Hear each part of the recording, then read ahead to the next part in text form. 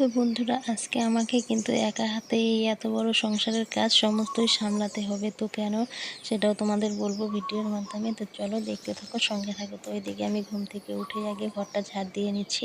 তো যে কোনো কাজ যে কোনো একদিক থেকে ধরলে তারপরে কাজটা সুন্দরভাবে কিন্তু হয়। তো ভাবলাম আগে ঘরটা ঝাড় দিয়ে নিই, ঘরটা ঝাড় দিয়ে তারপরে উঠানটা ঝাড় দেবো।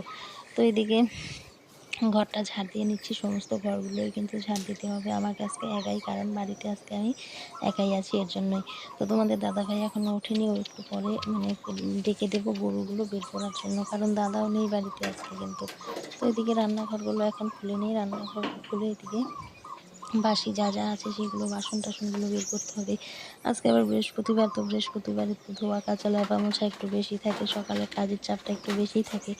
আর দেখো আমাদের রান্নাঘরের পিঁড়াগুলোতে কীরকম শেউলি ধরে গেছে, সবুজ সবুজ হয়ে গেছে কিন্তু, কারণ বর্ষা চলে এসেছে। প্রতিদিনই এখন বৃষ্টি হচ্ছে রাতের বেলা করে যখন তখন। তো এখন আর লেপা মোছার কাজ সেরকম কিন্তু হয় না, শুধু ঘরের ভিতরগুলোই লেপা হয়, পিঁড়াগুলো সেরকমভাবে লেপা হয় না।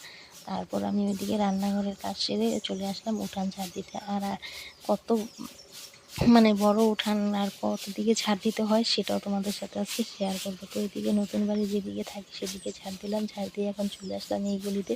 এই দিক দিয়ে ঝাড় দিতে দিতে একদম চলে যাব পুরনো বাড়ির উঠানে।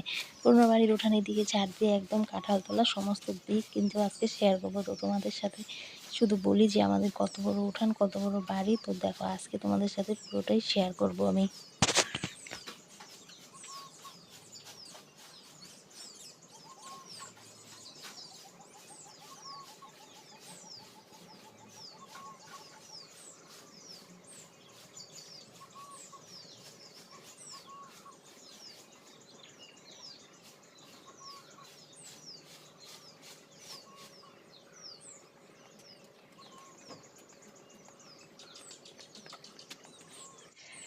তো এই দিকটা ঝাড় দিয়ে নিলাম, এখন এই যে ঝাড় দেবো এই পাশটাতে। তো এই পাশটাতে ঝাড় দিয়ে আবার চলে যাব কাঁঠাল গাছের ওই দিকটাতে। যখন এই বাড়িতে ছিলাম তখন কিন্তু এই জায়গাগুলোতে ঘর ছিল। এই যে আমাদের যে বাগা যে জায়গাটায় উঠেছে ঘাস হয়েছে, এই যে জায়গাটায় রান্না করছিল। আর বড় ঘর যে ছিল ওখানটায় তো খুঁটিগুলো দাঁড়িয়ে আছে, দেখতেই পাচ্ছ। আর গোয়াল ঘরটাও তো এখনও ভাঙাচোরা, আধ ভাঙা হয়ে রয়ে আছে। আর ওইদিকে আরেকটা ছাপড়া ঘর ছিল, কিন্তু এই যে এইদিকেও কিন্তু একটা ঘর ছিল।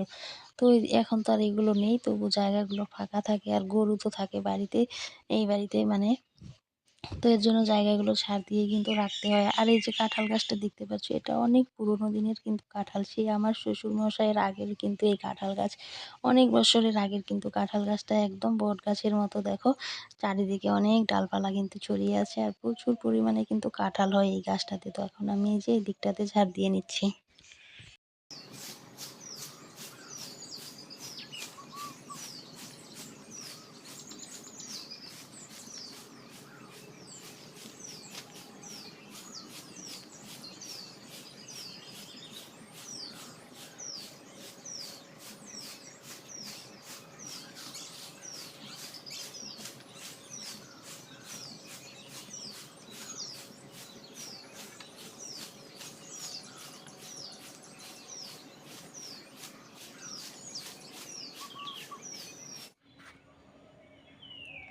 শুভ সকাল বন্ধুরা। তো আমি তো উঠে গেলাম, সকাল সকাল উঠে এদিকে উঠান ঝাড় দিয়ে তারপরে ঘর ঝাড় দিতে এদিকে চলে আসলাম। আর কত বড় উঠান তোমাদের সাথে আছে সেটা শেয়ার করলাম।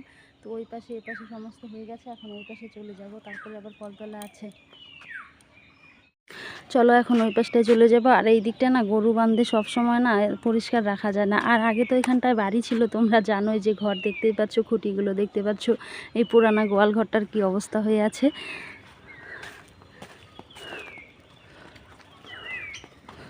পুরানা গোয়াল ঘরটা ভাঙবে ভাঙবে এরকম অবস্থা হয়ে আছে, কখন যে হুড়মুড়িয়ে পড়বে।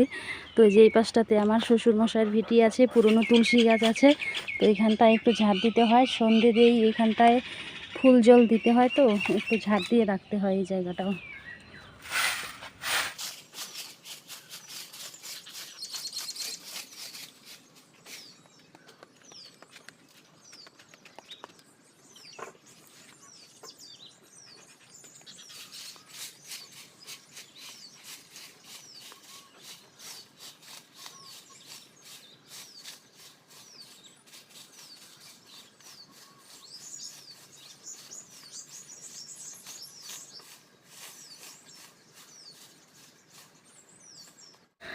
তো সবেমাত্র উঠান ঝাড় দেওয়ার কাজ হলো। তো এখনও অনেক কাজ বাকি আছে। বৃহস্পতিবার বাসনপত্র আছে কিছু, সেগুলো মাজতে হবে, রান্নাঘর লেপতে হবে, তারপর হচ্ছে ঘর মুছতে হবে, পুজো দিতে হবে, আবার আছে রান্না, আবার আছে গরুর গোবর ফেলা।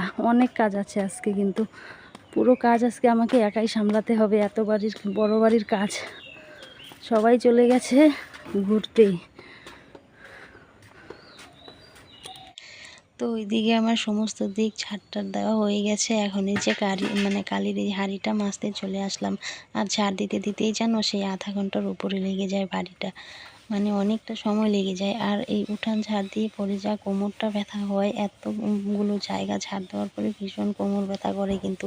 আর এক সপ্তাহ কিন্তু উঠান আমি ঝাড় দিই, আর এক সপ্তাহ কিন্তু আমার ঝাড় দেয়। এইভাবেই কিন্তু ঝাড় দেওয়া হয়। তাছাড়া একইভাবে যদি একজন ঝাড় দেওয়া হতো তাহলে কিন্তু আরও বেশি প্রেশার পড়ে যেত কিন্তু।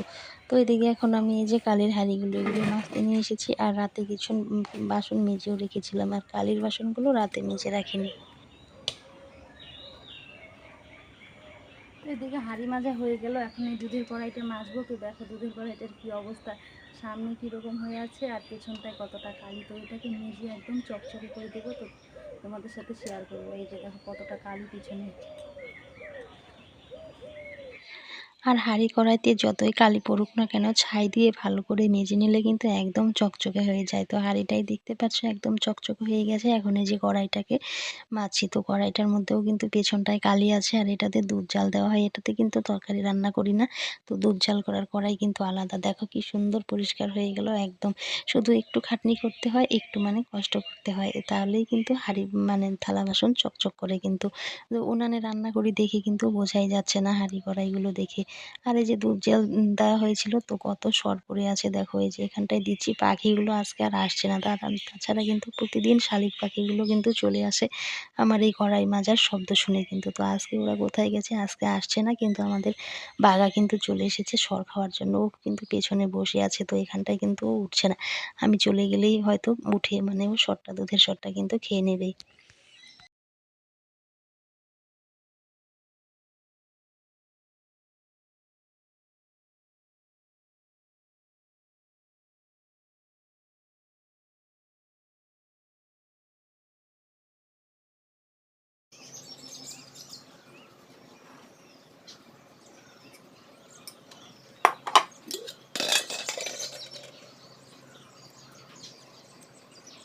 তো এই দিকটাতে মাজা ঘষার কাজ শেষ করলাম। তো এখন চলে এসেছি ল্যাপা মোছার কাজে। বৃহস্পতিবার রান্নাঘর লিখতে হবে। তো এইদিকে উঠান কেন বলছি, উনান লেপবো, মাটি গোবর সমস্ত নিয়ে আসলাম। আর এদিকে আমার অনেকটা ল্যাপা হয়েও গেছে কিন্তু। এখন এই যে ঘরটাও অনেকটা ল্যাপা হয়ে গেছে। উনানগুলো দেখতে পাচ্ছ ল্যাপা হয়ে গেছে। একটুখানি লেপলেই কিন্তু সমস্ত ল্যাপা মোছার কাজ কিন্তু কমপ্লিট।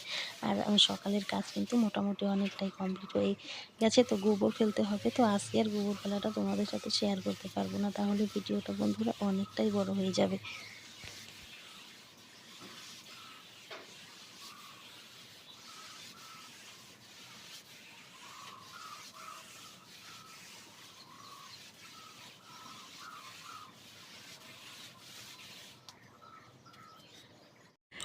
তো মোটামুটি আমার কাজ শেষ হলো। তো রান্নাঘরটা লেপলাম, লেপে যে হাত মুখ ধুয়ে আসলাম। আর এখনও দেখো গরুর ঘরের দরজা বন্ধ আছে। তো এখন গিয়ে ডাকবো, তোমাদের দাদাভাইকে উঠবে, তারপর গরু বের করবে। আর এই যে দেখো সমস্ত ঘরটর বন্ধ আছে, কারণ বাড়িতে নেই কেউ। তো আমার কাজকর্ম বলতে এই যে দেখো এদিকে মাজা ঘষা সমস্ত কিছু হয়ে গেছে।